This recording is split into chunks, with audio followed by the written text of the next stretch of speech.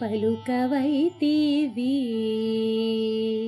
పాహి మాం శ్రీరామాయంటే పలుకవైతివి. నీ స్నేహమిట్టిదానీనే చెప్పను. పాహి మాం శ్రీరామాయంటే పలుకవైతివి. నీ స్నేహమిట్టిదానీనే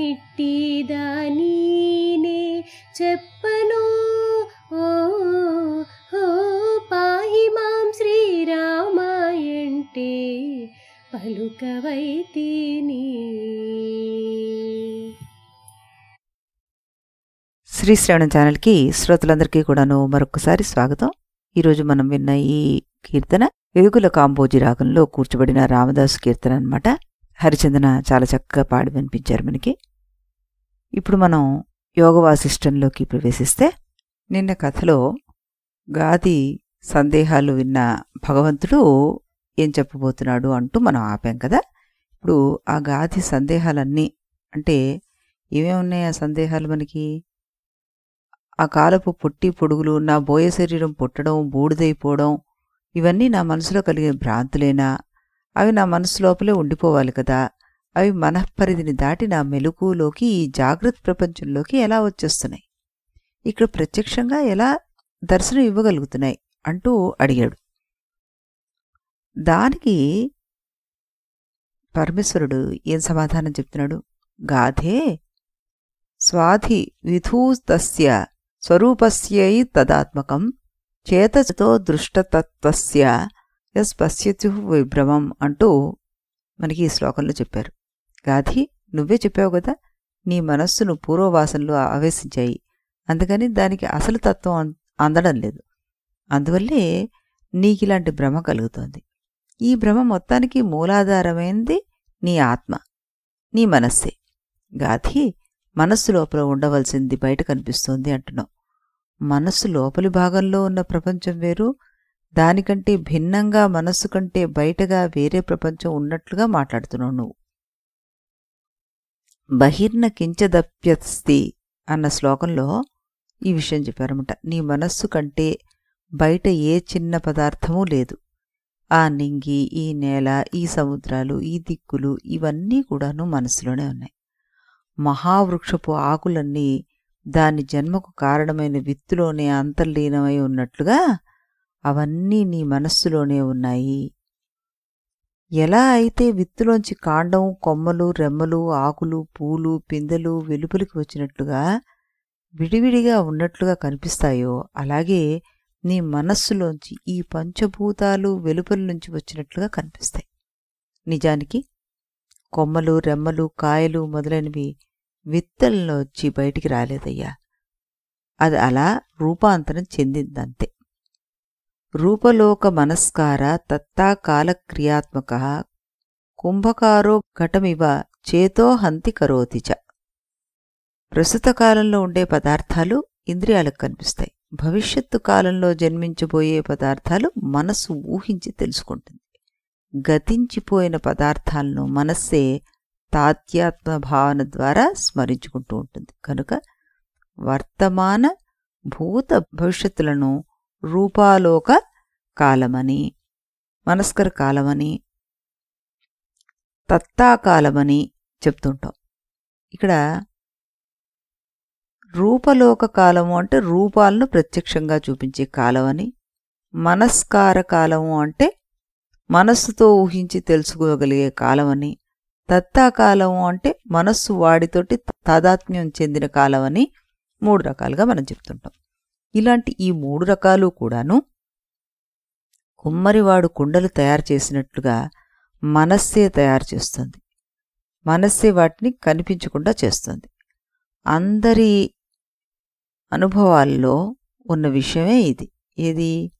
స్వప్నము, భ్రాంతి పడ్డము, మద్యాలతోటి మత్తెక్కడము, కోరిక పెచ్చు పెరిగిపోయి మనసు తూరిపోవడం, పైత్యాది వ్యాధులు కలగడం, ఇలాంటి సన్నివేశాలన్నిట్లో మనస్సుదే ప్రధాన పాత్ర అనేది అందరి అనుభవంలో ఉన్న విషయమే అన్నమాట.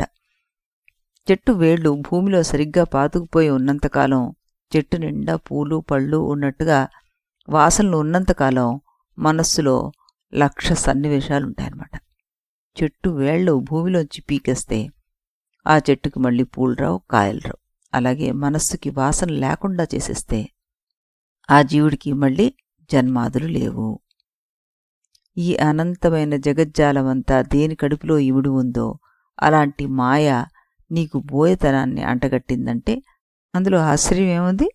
ఈ మాయా ప్రభావం వల్లే నీకు భ్రాంతి రూపమైన బోయతనం అనుభవంలోకి వచ్చింది. అలాగే అతిథి వచ్చాడని, నీ దగ్గర తిన్నాడని, పడుకున్నాడని, కథలేవో చెప్పాడని నీకు మనోవికార రూపమైన భ్రాంతి కలిగింది. అంతేకాదు, ఆ కథ విన్న దగ్గర నుంచి నీ బుర్ర తిరిగిపోయినట్లుగా, బయలుదేరినట్టు, భూతమండల దేశంలోని బోయగూడెం చేరినట్లు, అక్కడ జనం సాక్ష్యం చెప్పినట్లు, అక్కడి నుంచి నగరం వెళ్ళినట్లు, అక్కడ జనం బోయవాడు తమకు రాజయ్యాడని చెప్పినట్లు, ఇలా నీకు కలిగిన అనుభవాలన్నీ నీ భ్రాంతులేనయ్యా. ఇదంతా నీకు కలిగిన మోహజాలమే.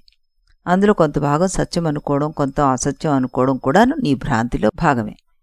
ఏవం సర్వం త్వయా దృష్టం మోహజాలం ద్విజోత్తమా యత్ సత్యమితి జానాసి యచ్చా సత్యమవైషి చ అన్నారు. అంటే ఓ గాది, వాసనల వల్ల వాళ్ళలో చిక్కుకుపోయి మనస్సు చెయ్యని చిత్రాలు ఏమున్నాయో చెప్పు. నీకు సంవత్సరాలు పట్టే కథను కొద్ది నిమిషాల కల్లో నీకు చూపిస్తున్నది ఎవరు?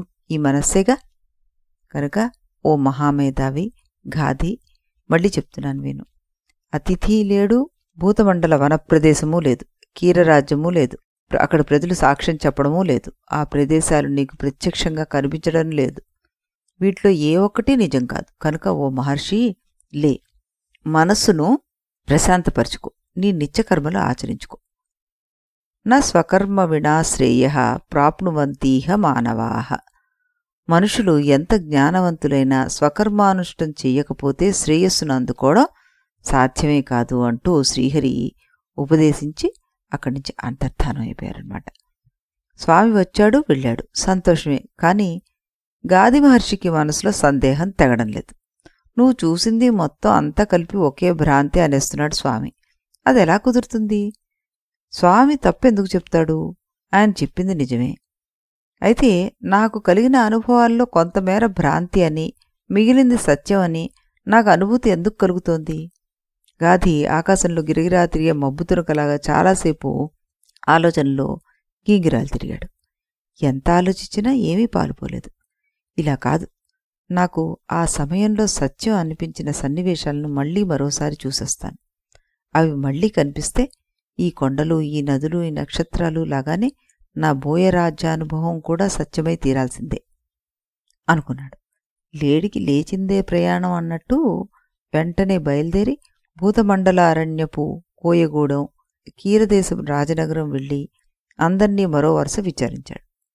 అవే ప్రదేశాలు, అవే సాక్ష్యాలు మళ్లీ అలాగే లభించాయి. ఈసారి గాదికి బుర్ర తిరిగిపోయింది. ఇంత ప్రత్యక్షంగా, ఇంత స్పష్టంగా కనబడుతుంటే ఈ సత్యానుభవాన్ని మొత్తాన్ని కలిపి నీ భ్రాంతి పొమ్మంటాడు ఈ శ్రీహరిస్వామి. ఎలా ఆ మాట నమ్మడం? కాని శ్రీ మహావిష్ణువు అబద్ధం చెప్పే వ్యక్తి కాదు. అబద్ధం చెప్పాల్సిన అవసరం ఆయనకి ఏంటసలా? ఆయన నోటి వెంట వచ్చిన వాక్యం అసత్యం అయ్యా సావకాశమే లేదు. నా కళ్ళను నమ్మాలా, ఆయన మాటలు నమ్మాలా? ఈ కల్లోలానికి తట్టుకోలేక ఆయన మళ్లీ పాత గుహకే వచ్చి మళ్లీ శ్రీహరి కోసం తపస్సు చేయడం మొదలుపెట్టాడు. ఈ మాట శ్రీహరి త్వరగానే సాక్షాత్కరించాడు. గాదికి అంత పొంగులేదు గాని స్వామిని చూస్తే సంతోషంగానే ఉంది. ఆయన కూడా ప్రసన్నంగా ఉన్నాడు. కానీ ఇంకేముందయ్యా పొందడానికి? మళ్లీ మళ్లీ తపస్సు చేస్తున్నావు, ఎందుకు మళ్లీ పిలుస్తున్నావు అన్నాడు ముక్తసరిగా. స్వామి, నా మోహం పెరిగిపోతున్నట్టుగా ఉంది. నా అనుభవం అంతా భ్రాంతి అన్నావు నువ్వు. నేను మళ్లీ వెళ్ళి ఆ భూతమండల దేశము, ఆ కీరరాజ్యం మొదలైనవన్నీ 6 నెలల పాటు తిరిగొచ్చాను. అందరి సాక్ష్యాలు సేకరించాను. అన్ని సాక్ష్యాలు ఒకే రకంగా ఉన్నాయి. నా అనుభవం భ్రాంతి అనుభవం అయితే ఆ రాజ్యము, ఆ కసాయిరాజు, ఆ భోగాలు, ఆ యుద్ధాలు ఇవన్నీ నాకొక్కడికే కనిపించాలి. కానీ అవన్నీ అక్కడ ప్రజలందరికీ కనిపించాయి. అందరూ ఆ మాట చెప్తున్నారు. పూర్వం 12 ఏళ్ళు తిరిగి వచ్చా, అప్పుడు ఈ మాట చెప్పారు. ఇప్పుడు 6 నెలలు తిరిగి వచ్చాను, ఇప్పుడు ఈ మాట చెప్తున్నారు. ఇంతమందికి ఇంత ప్రత్యక్షంగా కనిపించిన అనుభవం భ్రాంతిజన్యం ఎలా అవుతుంది? నీ మాట అబద్ధం అనేదా? నా అనుభవం అబద్ధం అనేదా? చెప్పు స్వామి అంటూ కాళ్ళ వెళ్ళబడ్డాడు. అని ఇంకేమన్నా, మోహనాశయ మహతాం వచో నో మోహవృద్ధయే. మహాత్ముల వాక్కులు మాలాంటి వారి మోహాలను పోగొట్టాలే గాని ఇలా పెంచకూడదు కదయ్యా అన్నాడు దీనంగా. అప్పుడు భగవంతుడు గాధికి ఈ విధంగా బోధిస్తున్నారనమాట. గాధి, ఇంతమందికి ప్రత్యక్ష అనుభవంలోకి వచ్చింది కనుక ఆ అనుభవం అసత్యం ఎలా అవుతుంది అని కదా నువ్వు ప్రశ్నిస్తున్నావు. ఇది భ్రాంతి కావడానికి వీల్లేదని ఆలోచిస్తున్నావు. అసలు భ్రాంతి అంటే ఏమిటో ఆలోచించు. కేనచిత్ స్వపచేనాంతే గ్రామస్య రచితం గృహం తత్వయాదృష్ట మావిష్టమిష్టకాఖండతాం గతం. సర్గ 49 శ్లోకం అనమాట. ఊరి బయట బోయపల్లకు కూడా చివర ఒక బోయవాడు ఒక గుడిసేసుకున్నాడు. ఒకప్పుడు కాకతాళీయంగా అది నీ కంటపడింది. ఎందుకో గాని ఆ ఇంటి ముద్ర నీ మనసులో గట్టిపడిపోయింది. ఎంత బలంగా పడిపోయిందంటే అప్పటి ఆ గుడిసె ఇప్పుడు నీ కంటి ముందు ప్రత్యక్షంగా కనిపిస్తుంది. ఎలా కనిపిస్తోంది? ఇప్పుడు నీ కంటి ముందు కనిపించే గుడిసెకు ఇటుకలు ఎక్కడి నుంచి వచ్చాయి? త్వయా ఇష్టికా ఖండతాం గతం. నువ్వే ఆ ఇంటి ఇటుక ముక్కవయ్యావు, నువ్వే వాసాలయ్యావు, తాటాకులయ్యావు, మొత్తం కలిపి బోయ కొంపవి నువ్వే అయ్యావు. అక్కడితో ఆగలేదు. నీ మనస్సులోని ముద్ర యొక్క ప్రభావము తత్వయా దృష్టం ఆవిష్టం. నీ కంటి ఎదురుగా కనిపిస్తున్న ఆ బోయకంపను చూస్తూనే ఇది నాది అనేసావు. నువ్వే బోయవాడు అయిపోయావు, దానిలో ప్రవేశించేశావు. ఇలా మొదలైంది భ్రాంతి. ఆ భ్రాంతి మొదలయ్యాక మళ్ళీ ఏదో ఒక ప్రత్యేక కారణం వచ్చి ఆ భ్రాంతికి మూలమైన అజ్ఞానాన్ని చెదరగొడితే తప్ప అది పోదు. ప్రతిభాసోహినాయాతి పునరప్రతిభాసతాం. అది పోయేదాకా అది నీకు భ్రాంతిగా కనిపించదు, సత్యంగానే కనిపిస్తుంది. నువ్వు రోజు ఇలాంటి భ్రాంతిని ఒకదాన్ని చూస్తున్నావు, దాన్ని స్వప్నం అని పిలుస్తున్నావు. స్వప్న భ్రాంతి నీకొక్కడికే కనిపిస్తోంది.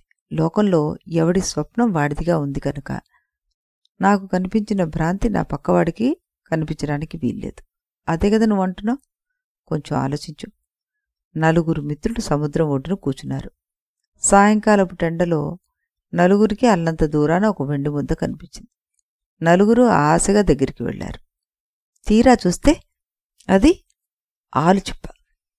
అక్కడ ఆ నలుగురికి ఒకేసారి భ్రాంతి కలిగింది. కదాచిత్ ప్రతిభైకైవ బహూనామపి జాయతే కాకోలతాళస్థితివత్ విచిత్రాహి మనోగతి అన్నారు.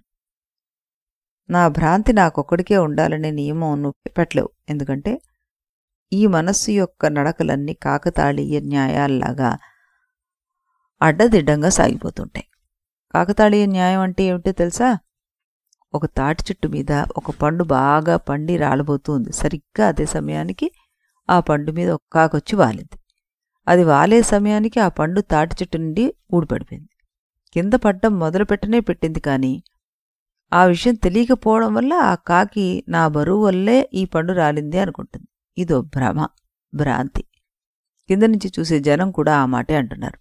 వాళ్ళకి ఇది భ్రాంతి కనుక ఒకప్పుడు ఒకే భ్రాంతి అనేక మందికి కలగవచ్చు. కాదనేందుకు మన దగ్గర అధికారం లేదు. నీ కల నీ ఒక్కడిదే అని నువ్వు అనుకుంటున్నావు. ఆ నియమం కూడా గట్టిదేమీ కాదు. ఒకే రకపు కల ఒకేసారి అనేక మందికి రావచ్చు. ఒకే చేట కలిసి పీకల దాకా తాగిన వారందరికీ ఒకేసారి నిద్రమత్తు వచ్చి ఆ నిద్రమత్తులో తమ చుట్టూ ఉన్న పర్వతాలు గిరగిరా తిరుగుతున్నట్లుగా కనిపిస్తూ ఉంటుంది. ఇది ఒకే రకమైన స్వప్నం కదా? కాదా మరి?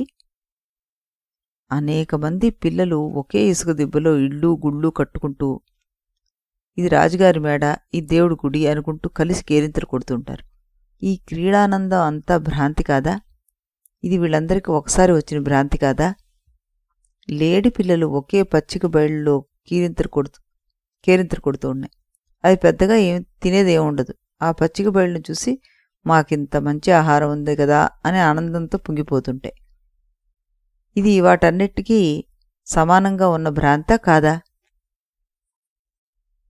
గాథి, అలాగే ఈ లోకంలో అనేక చిత్రమైన విచిత్ర భ్రాంతులు అనేక మందికి ఒకేసారి కలుగుతుంటాయి. ఈ సమాన భ్రాంతి భావం వల్ల వాళ్ళందరికీ ఒకే రకమైన ఫలితం కోసం ఒకే రకమైన కృషి చేస్తూ ఉంటారు. ఉదాహరణకు కొన్ని వేల సైనికులు ఒకే రకమైన ఆవేశంతో యుద్ధం చేస్తుంటారు. అది వాళ్ళందరికీ సమానమైన భ్రాంతి కాక మరేమిటి? శ్రీహరి ఇలా చెప్పుకుపోతుంటే గాది కొంచెం అడ్డుపడ్డాడు. దేవా, క్షమించండి. జగత్తులో ప్రతి సన్నివేశం మనసు చేసే కల్పనే, మనసు చూపించే భ్రాంతి అంటున్నావు నువ్వు. ఈ మాట చిత్రంగా ఉంది. లోకంలో కాలానుగుణంగా ఒక విషయం, ఒక నియమం ప్రకారంగా కొన్ని సన్నివేశాలు జరిగిపోతుంటాయి. చలికాలం బాగా ముదిరితే వరి పంట పెరగదు. అదే కాలంలో యవధాన్యం ఏపుగా వస్తుంది. కనుక వరిని అడ్డగించేది కాలమే, ఎవలను ప్రోత్సహించేది కాలమే. అదే కదా లోకం చెప్తున్న మాట. నువ్వు చెప్పినట్టుగా ఈ జగత్తంతా మానస కల్పనే అయినట్లయితే దానికి ఒక వ్యవస్థ ఏముంది, ఒక నియమం ఏముంది?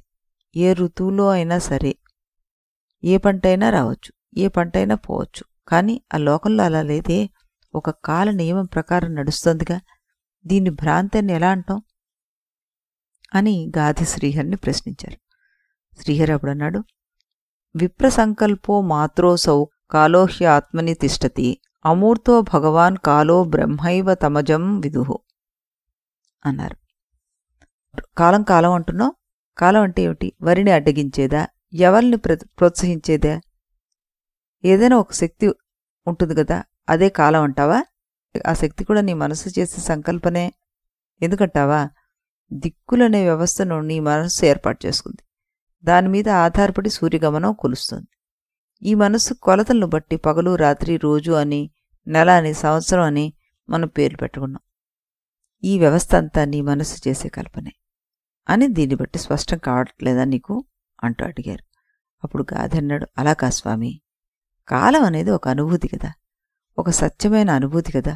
అది ఉండబట్టే రోజులని, సంవత్సరాలని, నెలలని కొలతలు వేస్తున్నాం మనం. ఈ కొలతలు పోని నా కల్పనలే అనుకుందాం. శాస్త్ర పరిభాషలో చెప్పాలంటే కొలతలు గల ఖండకాలాల్ని నా మానస కల్పన అయితే కావచ్చు. కానీ వీటన్నిటికీ మూలభూతమైన ఒక అఖండ కాలం ఉంది కదా, అది నేను సృష్టి చేసింది కాదు కదా. అది నా కొలతను బట్టి పుట్టి ఉండదు కదా. ఇది ఉండబట్టే ఆ కొలతలన్నీ పుట్టాయి. అలాంటి అఖండ కాలం నా మానస కల్పన కావడానికి వీల్లేదు కదా అంటూ శ్రీహరిని ప్రశ్నించారు. శ్రీహరి మరి దానికి ఏం సమాధానం చెప్తున్నాడు అన్నది రేపు శ్రీరాముల వారి కీర్తన విన్న తర్వాత అప్పుడు తెలుసుకుందాం. అంతవరకు సెలవు.